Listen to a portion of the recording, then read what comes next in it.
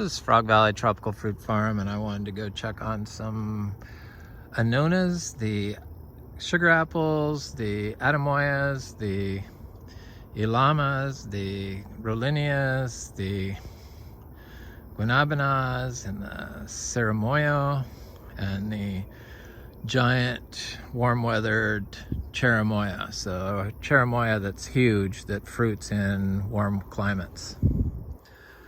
Like here. Doesn't need a chill. Low chill Saramoya. Giant one. Like, this is a... So we have like 30 of these, or at least 25. I forget how many, but it's more than 20. And of the sugarloaf mangoes. And what I'm finding is true is that the plants that are growing with the most plants here in Florida do the best. So this is like our biggest one, and didn't freeze and didn't have any issues. There's lots of lychees in here. And I have some other seeds I planted through here. I think of achacha and stuff, but probably Garcinia dulcis and some other things, but I'm not gonna even try to look. But this warm weather Saramoya, you know, it's been in the ground a while, but what I did last year is I removed all this stuff from around it, and it turned into a shrinking tree. I think I also gave it some fertilizer and that, you know, some manure, and that kind of hindered its growth. It's right here. It's doing well. It was like a lot bigger than this last year, but it looks healthier this year. And I got several seeds, and the soil is very aggregated here. That's not a rabbit turd, that's how our soil is. It's what happens underneath this stuff. So soil is good. Don't give it any fertilizer. That's what I've discovered with these Annonas, because we have been growing them, dry farming them at our beach house for 10 years straight. And they never got any fertilizer, and I actually mowed the lawn. So it was like on a sand dune. I mowed the lawn for the first 8 years around them. And they produced fruit and they grew, but it was a sand dune. I mean, that's what it is. White sand dune. And never watered them. And they produce fruit every year. In fact, they produce the most disease-free fruit, Annona fruit, that we grow.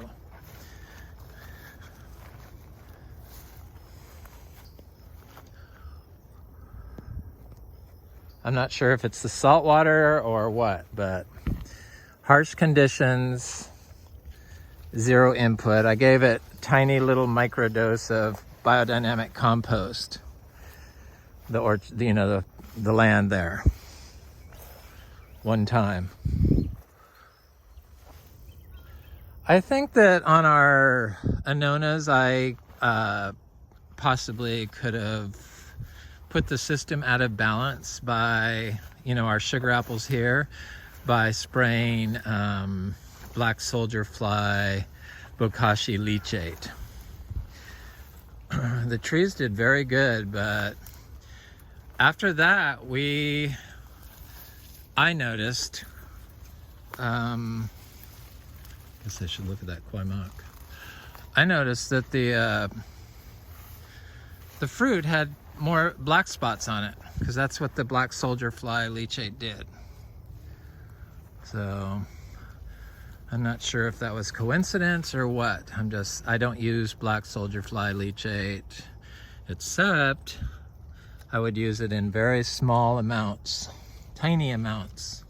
Probably if you put the fruit down would be better. Crushed fruit will attract the black soldier flies, so you don't even need to do it. I think the completely natural way, that's what's wrong with our agriculture, is we are so arrogant that we think that we can grow plants better than nature, that we know better. And I've now taken enough molecular biology classes to know that there's so much stuff going on that is unknown that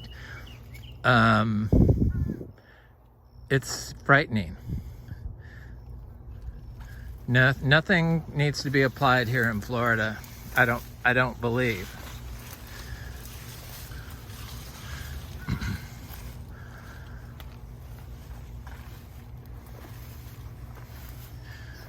People, this is the biggest problem. People want to completely mow this down. Or I've watched videos on people that do annonas.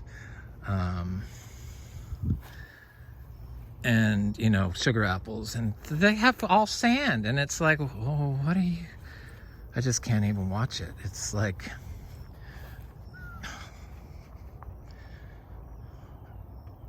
it shows how tough they are. So I'm gonna go over and look at the Rollinia. So we have 2 Rollinias. I planted a bunch of them here, but when we got the well, I turned the water on, and it was long. I turned the water on.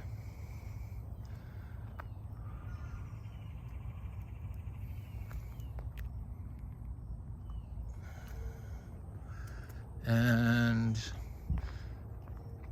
I didn't notice right away, but they all started getting like these black lesions, all the Rollinia trees, black lesions on the tree. This is the only 2 Rollinia trees I didn't water. And they're the only ones that survived. With the water, if you have the biology, so if you have this living root thing in there, it will buffer your pH. If you have a lawn, no. If you have wood chips, no. But if you have a living root inside the ground with the biology in the living root, then it will buffer the pH, so you can water. But you have to have mulch and plants and other, you know, lots of plants and a living system.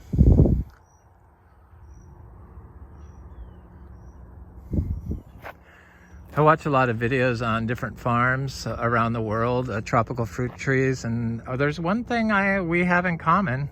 They kind of all grow the same way, like this. So Florida is the only place I've seen where they grow tropical fruit trees in plastic buckets or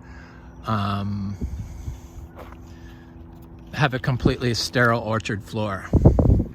So all you can see is the plant. The permaculture people get it, but they get a little over aggressive here in Florida. And this is our Rollinia fruit, which we haven't gotten yet, but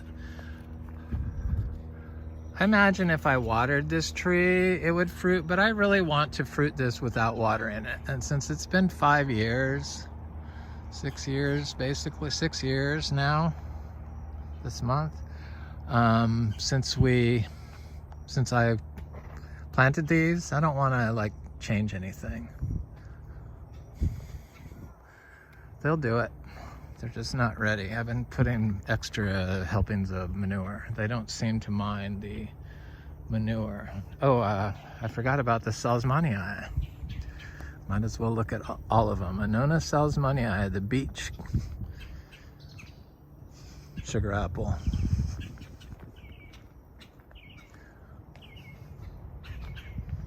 I get so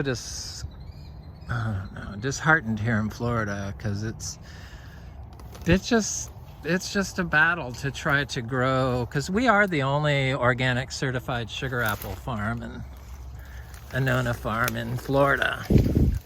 So I tried to look, but of course it doesn't come up when I do a search, but I know that I have my certificate that says I'm certified for this year.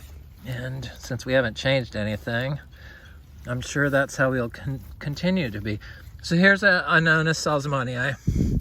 And yeah, probably if I watered this and gave it lots of cow manure, it would probably grow faster, but it is growing fast enough. And that's it right here.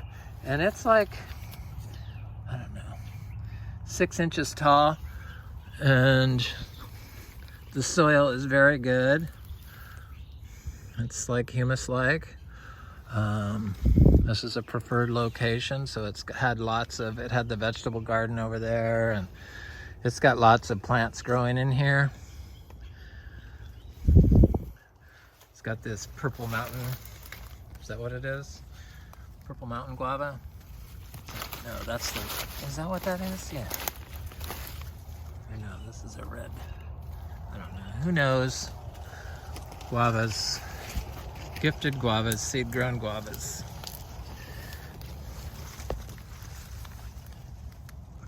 No water.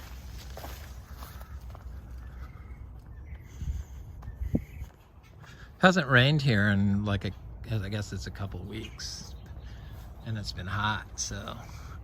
But it doesn't appear like the ground is wet. It looks very wet. Here's a, looks like a gopher was coming up through here. Some, push the dirt up, it's definitely wet. What else? Do I have Annona in here? No. So I have the Saramoya, the little Saramoya planted over here. So yeah, it's just very frustrating because this is so alien to Floridians. It's just, and it's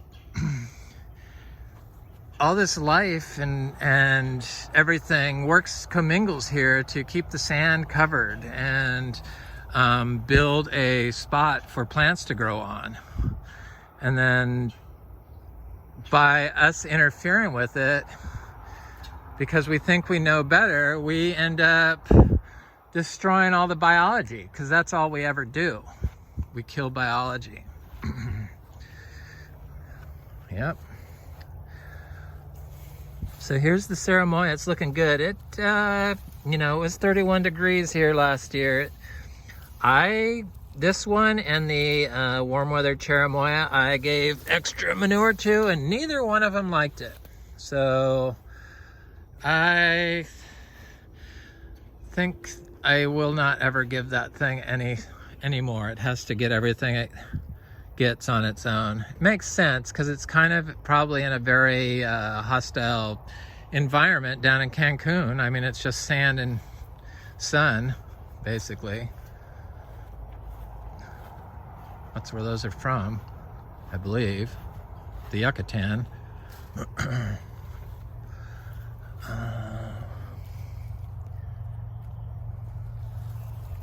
think that's a Cedar Bay cherry. Yeah, I'm not trying to prove a contest by how many plants I have, but we are a farm, so I have multiples of everything. And a lot of stuff I don't even talk about.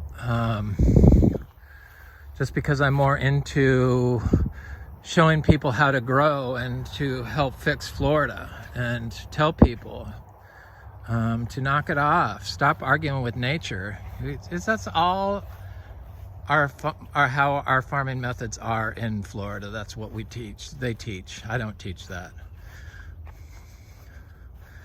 They think they have a superior way to do everything grow-wise. And all they focus on is the plant. They don't even look at anything else. The plant they're growing. Don't even begin to talk about biogenic VOCs with them. It's very frustrating. And I built this place because I thought I wanted to be a fruit seller, but I realize I don't really want to do that. So I guess I could just spray all this fruit with black soldier flies, or they'll probably lay eggs in it and feed the biology, but I don't know if I know I'm not cut out to be a fruit monger. Yep. But because we could make money off this place,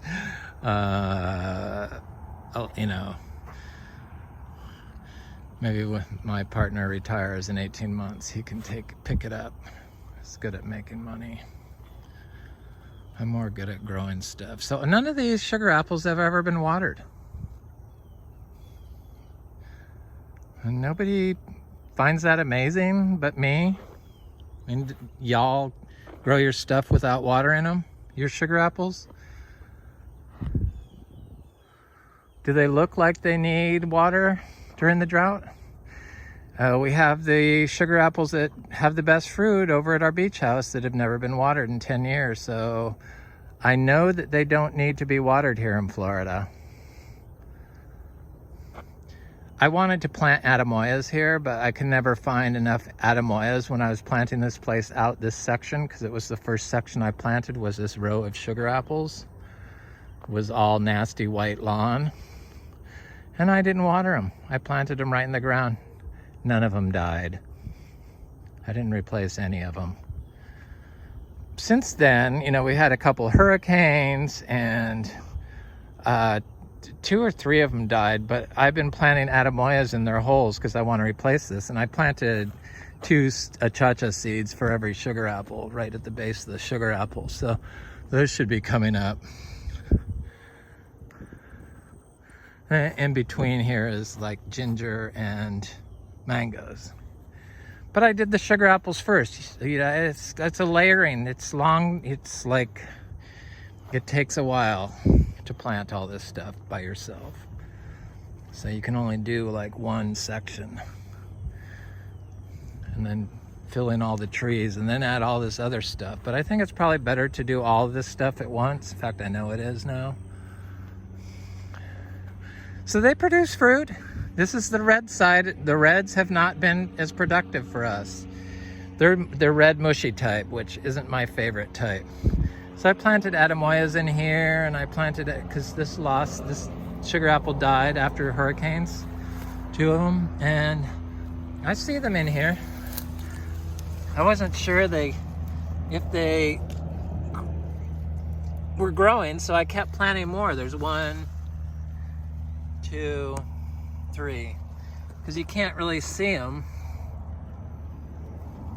Sometimes the leaves are going to fall off. Of course, the little sugar apple protected by the ginger, or the little Atemoya, might not. Oh, this side has got them too. Very good.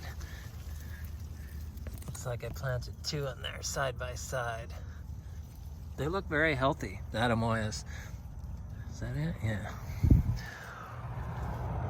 The mango's there, so, you know, yeah, it'll get shaded out. I don't care. I just want the plant in the ground. They know how to work it out. We try to control everything, and the best thing to do is to let loose. Let nature run its course. It takes time. Frog Valley Farm did not get built in a day. All those sugar apples, same way. These are the Chewy sugar apples. They produce good. I like the Chewy sugar apples. They're my favorite. We still have fruit, but it's not ripe, so I'm gonna just chuck that. Doesn't look like it was gonna ripen directly. That's the black spot I'm talking about that came with the black soldier fly leachate. But I'm hoping that this year, because I threw a lot of the fruit on the ground and I added some cow manure, not next to them, but a distance away, and not all the trees produce the fruit that has black spot on it. Some of the trees will have clean fruit and black spot fruit, so it's just kind of a problem. We don't have pest issues. People that don't understand the weeds don't understand that the organic gases that float up from the soil and the plants and that are put into the ground from because all these gases are being pumped into the ground with the sugars. That's what's feeding all the biology. It's a continuous food system. So when you have that and you have your tree in there and you have all this life that comes with the living roots, the orchard floor, the biodiverse orchard floor, we didn't plant any of this stuff. It's hardly any of the grass that was originally here. In fact, I can't even find this, maybe, yeah. .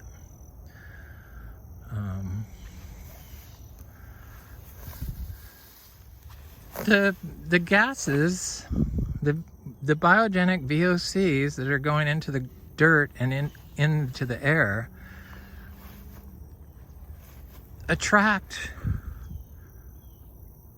plant enabling insects.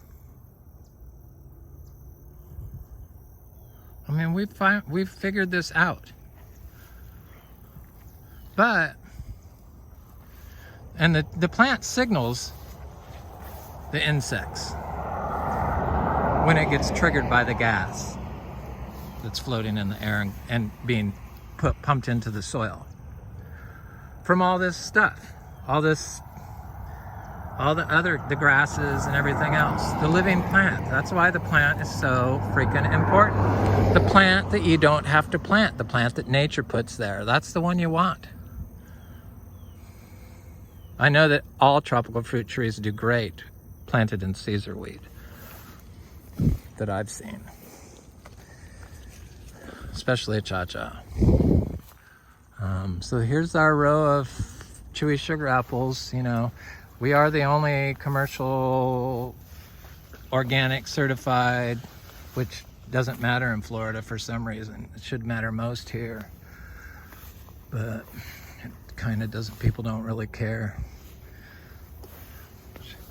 It's very frustrating to me. It makes me want to sell my property sometimes. This is a Gefner Atemoya. This particular Gefner Atemoya did not produce well this year. It's the first time ever.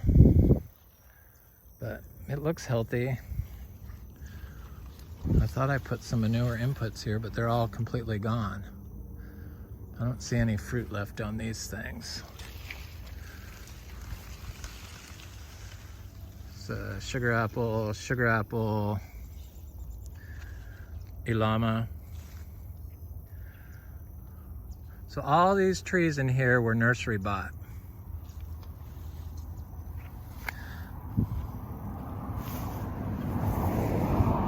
I wasn't gonna plant any more sugar apples, but I really do enjoy them. And I noticed that our seed grown sugar apple fruit didn't have any black spots on it. So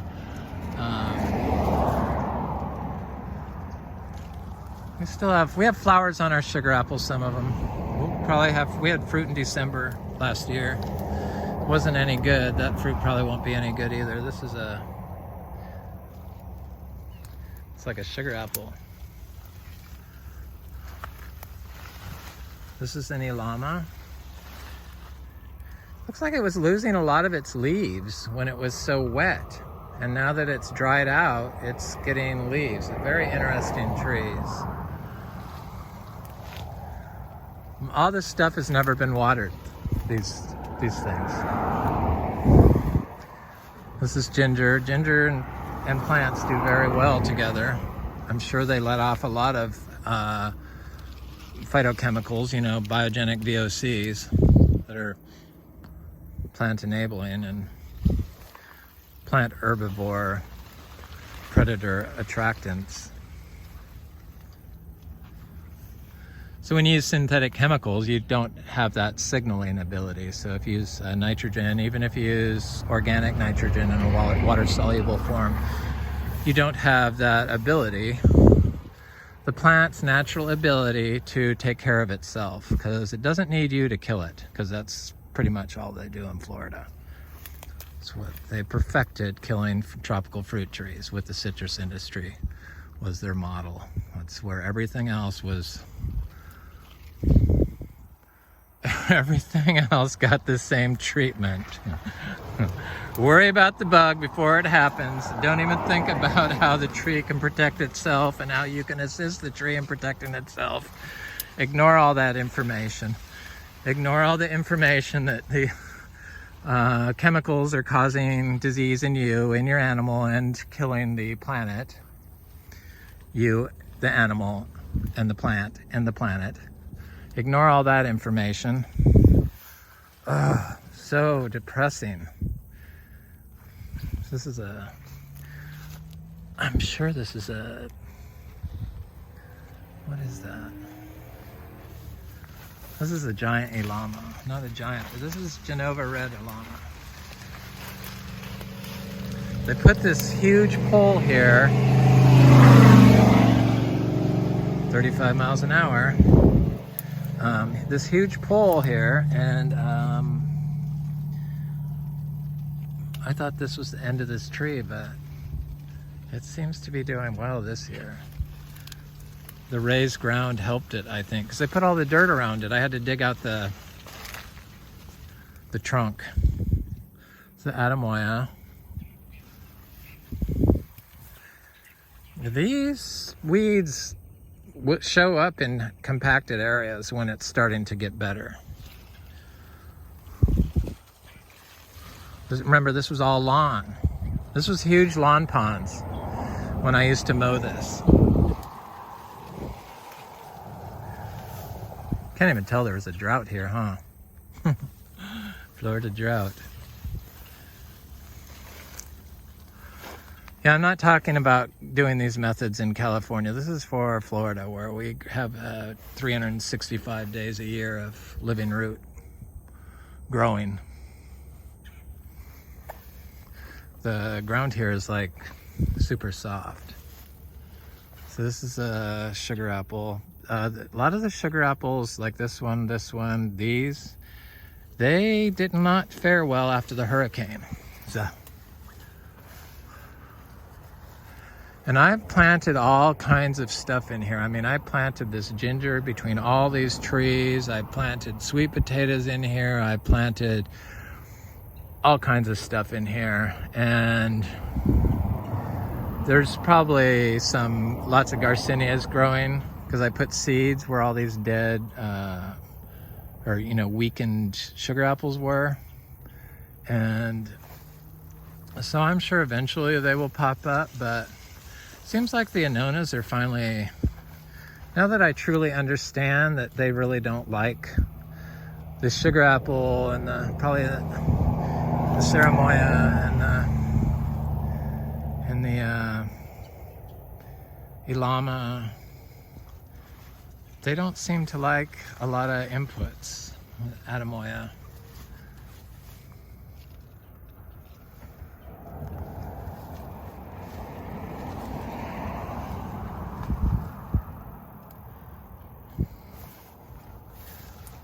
We still have sugar apples left. What's eating that? Is it cracking? No.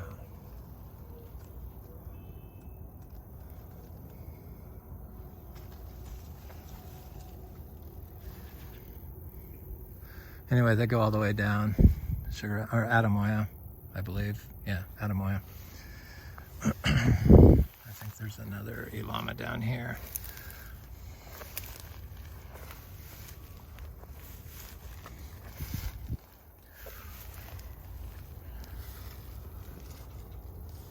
Sugar apple. I need to take that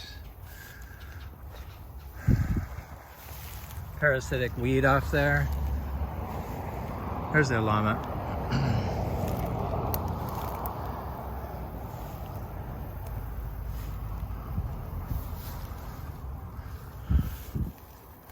I planted the bananas in there, and it seemed that kind of started curing the area, the compaction and the biology. Because if you have compaction, you're not going to have good biology necessarily. So I'm going to go look at the. So there's all kinds of little Atemoyas planted in here. Around the back side, I saw one that looked pretty healthy. Might as well look at that. Yeah. Planted next to the ginger. The Atemoyas, these are the Priestley Atemoyas. I don't have to hand pollinate my Priestley Atemoyas, and they turn out good. Because when you have all this diversity and life in your built into your system by nature, then all those little bugs that do all the work for you show up. And the ones that harm your stuff disappear. It's called balanced biology, and it's really what people need to start looking at. Okay, where's that Guanabana?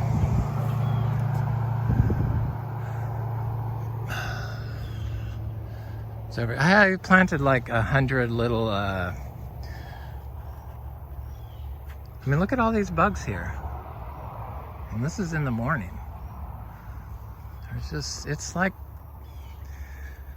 the life here is incredible. The life that comes when you stop inserting yourself into your tropical fruit growing system. It's amazing. If you get out of the way, nature shows up and fixes things. That's what happens.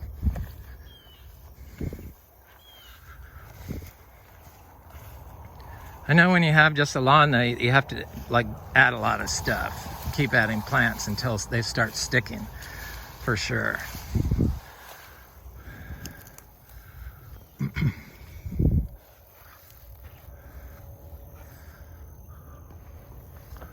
There's a little mango. I got a bunch of seed mangoes in here. Not a bunch, but some.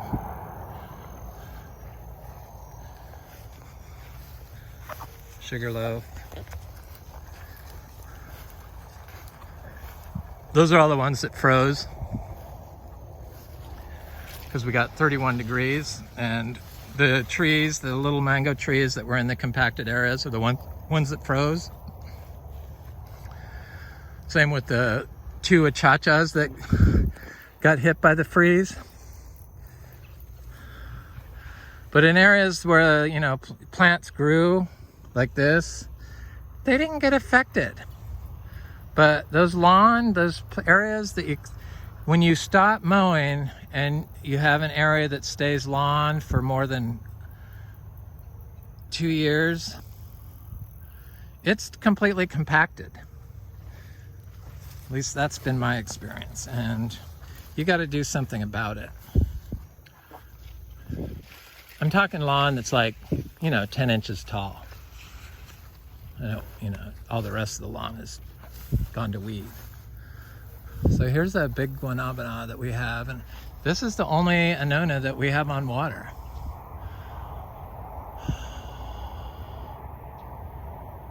And I saw flowers on it. So it did flower this year. It'd be nice if I got some fruit off of it once in a while. But I think it's getting of size where it's gonna, eventually they do produce the fruit, especially if you've been giving it the inputs. This one seems to like the inputs, like the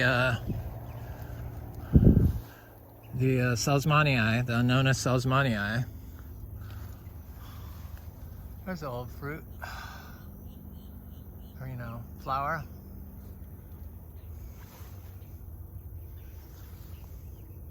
I don't see no fruit.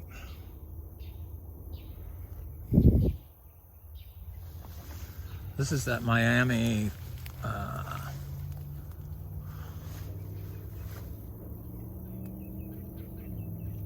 grafted one from Lara Farms. Did not like the 31 degrees, but it did not kill it. It did not freeze back. That was a record for here. Boy, this orange sherbet just... Is this orange sherbet? No. Who are you?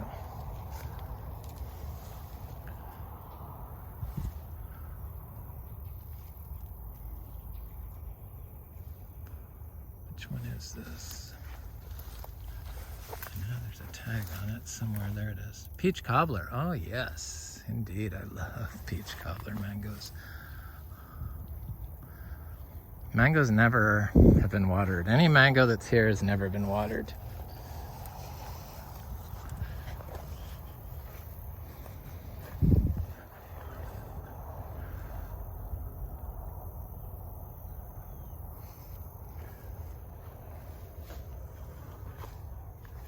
This is orange sherbet.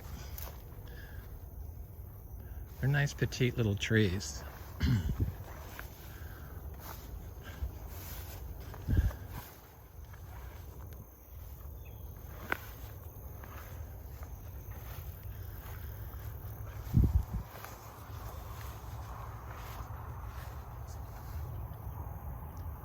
Okay, birds, where are you?